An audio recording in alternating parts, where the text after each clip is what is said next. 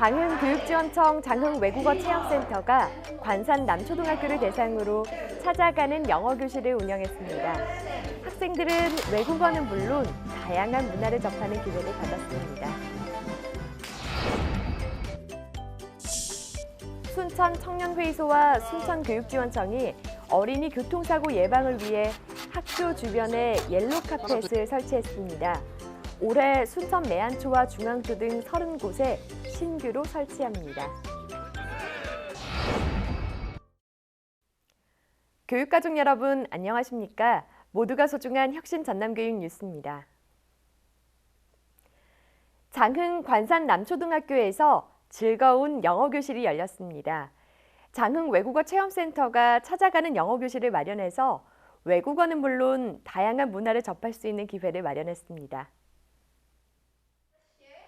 장흥교육지원청 소속 장흥외국어체험센터가 관산 남초등학교 3, 4학년 학생 8명을 대상으로 찾아가는 영어교실을 운영했습니다.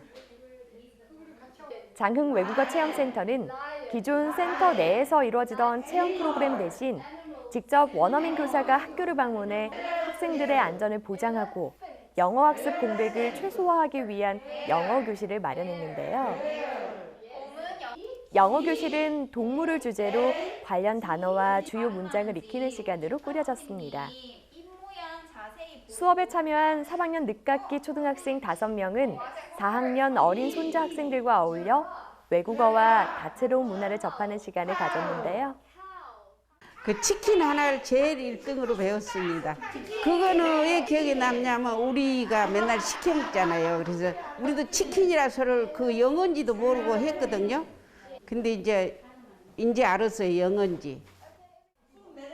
영어 수업은 동물들의 자세를 기반으로 한 요가와 챈트하기 등 다양한 활동으로 영어를 즐겁게 학습할 수 있도록 진행됐습니다. 영어를 배우면서 가장 인상 깊었던 것은 요가예요. 요가 동작을 배우면서 동물 이름하고 소리를 같이 배워서 가장 생각이 나고 인상 깊었어요. 장흥외국어체험센터는 등교 수업 이후 학교 현장의 요구에 맞춰 찾아가는 영어교실을 지원하고 있다며 지역 여건과 특성을 살린 실용적인 외국어 교육이 활성화되도록 적극 지원할 방침이라고 덧붙였습니다.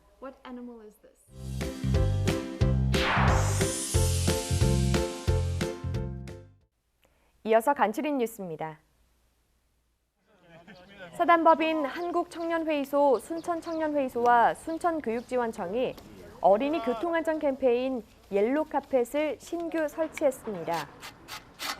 순천청년회의소는 어린이를 보호하고 어린이 친화 도시를 만들기 위해 지난 2018년부터 옐로 카펫 사업을 하고 있으며 올해 신규로 순천 매안초등학교와 중앙초, 용당초등학교와 풍덕초 등 30곳을 포함해서 모두 90곳에 설치했습니다.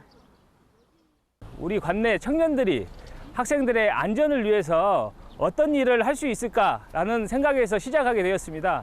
이러한 옐로우 카펫 사업을 통해서 초등학생들은 안전한 등하굣길이 되고 운전자들은 경각심을 가지고 안전한 운전이 됐음을 희망합니다. 옐로 카펫은 외부와 구별되는 노란색 공간을 만들어 초등학생이 내부로 들어가고 쉽게 만드는 넛지 효과를 활용해 교통사고를 예방하는 시설물입니다. 전남 지역 학교에 순차적인 등교 수업이 진행되고 있는 가운데 코로나19 예방을 위해 밀집도를 최소화하는 새로운 학교 문화가 조성되고 있습니다. 여수 웅천초등학교와 순천 금당중학교 등 각 학교는 발열 검사와 손 소독 후 입실, 학년별 시차 등교, 1m 이상 거리 두기, 마스크 착용한 채 수업 듣기, 급식실 지정 좌석 등을 실시하고 있습니다. 전라남도교육청이 학생 자치활동 활성화를 위해 온라인 학생회 네트워크를 구축하기로 하고 2020 학생 자치활동 운영 담당자 워크숍을 개최했습니다. 워크숍은 학생 자치활동 활성화를 위한 행재정적 지원, 학생 자치활동에 대한 학교 구성원의 인식 개선과 역량 강화, 온라인 학생회 네트워크 구축 운영 방안에 대해 집중 논의하는 시간으로 꾸려졌습니다. 저희 순천 같은 경우는 전라남도교육청이 학교 현장의 대입 지도에 도움을 주기 위해 대학 입학사정관을 초청해 대입 전형 설명회를 개최했습니다.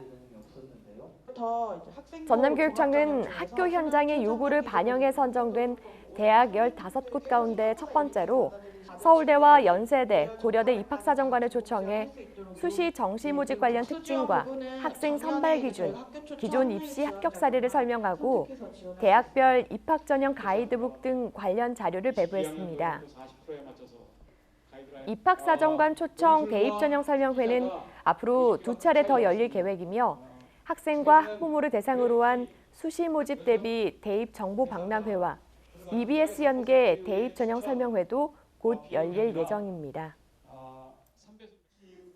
전국 시도교육감협의회가 국가인권위원회와 함께 모든 교육 공동체 구성원이 서로의 차이와 다양성을 인정하고 차별 없는 안전한 학교를 만들기 위해 혐오 표현 대응 공동선언식을 온라인으로 개최했습니다. 두 기관은 혐오 표현에 대한 불관용 원칙, 혐오 표현 대응 방법 마련에 관한 지원과 협조, 미디어 교육, 혐오 표현 예방 교육 등에 대해 협력하기로 했으며 각 시도교육청은 관련 안내서를 학교로 보내 학교 현장에서 효과적으로 실천할 수 있도록 지원할 방침입니다. 신안교육지원청이 신안군과 신안군의회, 교육참여위원 등 신안교육공동체 130여 명이 참석한 가운데 2020 신안 큰바위 얼굴 교육 설명회를 개최했습니다.